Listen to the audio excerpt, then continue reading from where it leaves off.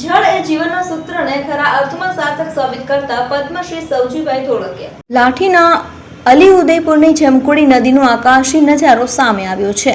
વરસાદના પ્રથમ ચરણમાં જ જમકુડી નદી છલકાઈ ગઈ હતી. જમકુડી નદીના નયનરમ્ય ડ્રોન કેમેરાના દ્રશ્યો સામે આવ્યા છે. થોડા મહિના પહેલા જ મુખ્યમંત્રી શ્રી ભૂપેન્દ્ર પટેલે ખાતમુહૂર્ત કર્યું હતું.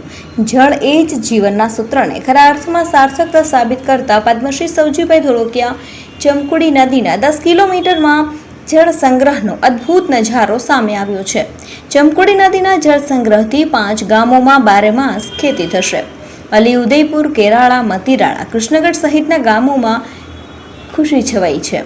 જમકુડી નદીમાં ચારે તરફ પાણીના આકાશી દ્રશ્યોથી જળ સિંચાઈના કામો ખેડૂતો માટે આશીર્વાદરૂપ બન્યા છે.